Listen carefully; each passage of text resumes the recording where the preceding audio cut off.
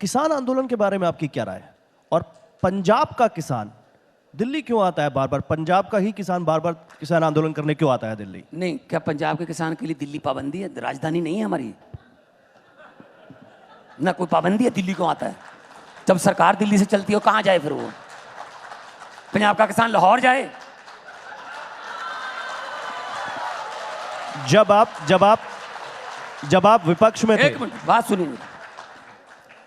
वैसे लाहौर शायद जल्दी जा सकता था, क्योंकि जितनी बड़ी तारें इधर लगाई थी लाहौर वाली कम है। क्यों नहीं आने देते यार उनको? आप भाई आप आने क्यों नहीं दे रहे? हरियाणा के बॉर्डर पे क्यों रोक ली? हरियाणा के साथ तो कोई दुश्मनी नहीं उनकी। वो अमृतसर से तरन तारण से 200-200 किलोमीटर आ गए, उन्होंने एक चींटी नहीं मारी। कोई पंजाब के साथ दुश्मनी? ऐसे हरियाणा को वो तो यहाँ रामलीला ग्राउंड में बिठा देते, यहाँ उनके साथ बात कर लेते। नहीं जी, आने नहीं देना दिल्ली। आप भी कह रहे हो दिल्ली क्यों आ रहे हैं, दिल्ली क्यों नहीं आएंगे? तो मोदी जी दिल्ली क्यों आए? एक मिनट, मोदी जी अहमदाबाद छोड़ के दिल्ली क्यों आए बताइए?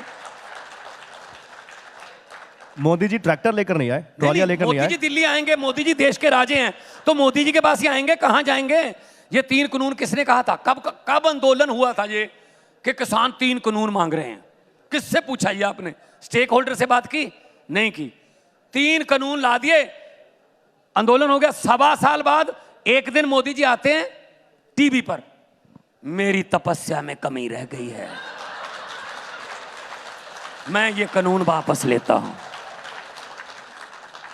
10 सेकंड और आप लोग भी लग गए, बहुत बड़ी बात कर दी है। क्या बात भाई? तपस्या में कमी रह गई है, कोई कमजोरी है इसका मतलब?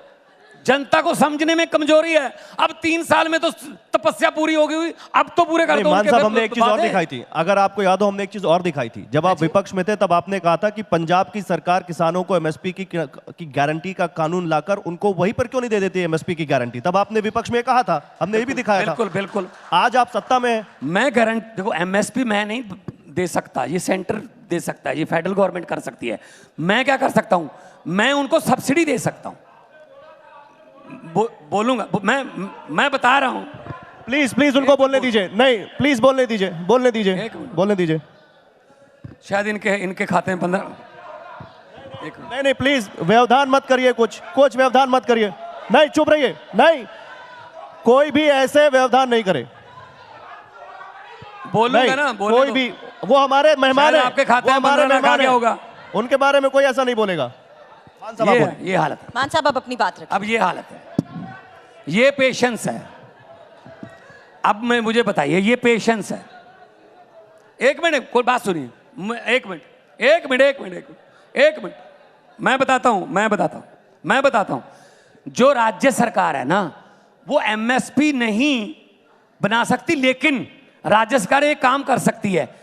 जिस रेट पे वो फसल बिकती है और स्वामीनाथन के C2+50% के फार्मूले से जितना उसका बनता है, उसका गैप दे सकती है गवर्नमेंट।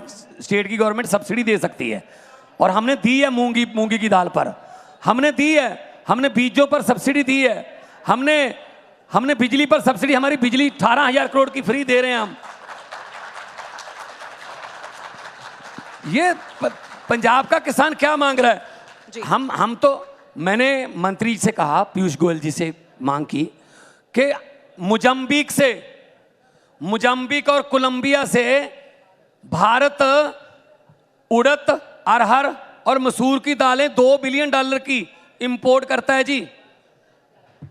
मोजाम्बिक और कोलंबिया से उड़द, मसूर और अरहर।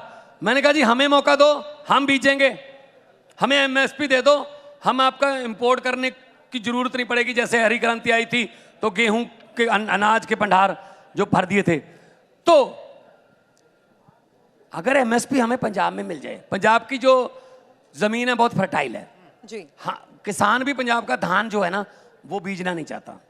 वो कहता है जी मुझे कोई और फसल दे दो, एमएसपी दे दो, धान जितनी कमाई दे दो, मैं कुछ और बीज लूंगा। पंजाब की धरती उपजाऊ है, जो मर्जी बीज लें। सूरजमुखी बीज सकते हैं हम मक्का बीज सकते हैं, नरमा कपास होता है हमारे यहाँ, कॉटन।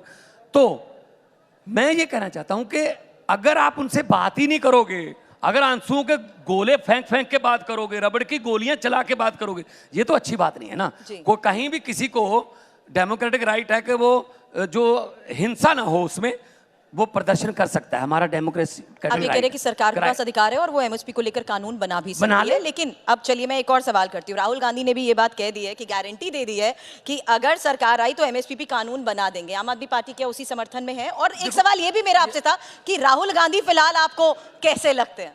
देखो पता क्या है, वो अपनी पार्टी के प्रधान तो नहीं है, खैर जो भी उनका पार्टी में रुतबा है वो अपना देखें। ये उनसे पूछना, कोई कांग्रेसी आएगा उनसे पूछ लेना उनको कैसे लगते हैं। लेकिन मैं ये कह सकता हूं कि आम आदमी पार्टी जो है वो 10 साल में इतनी तरक्की की है, इन भारत की फास्टेस्ट ग्रोइंग पार्टी है जी। 10 साल में नेशनल पार्टी बन गई।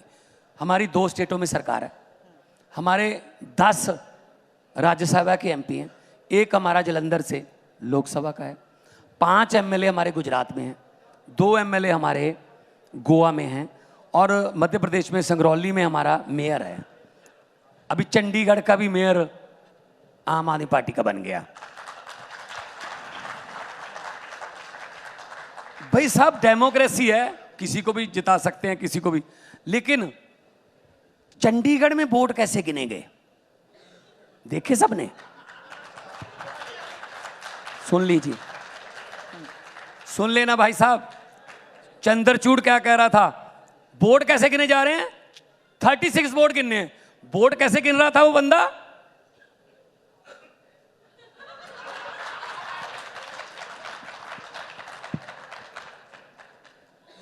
तो फिर वो वोट गलत निकले ना।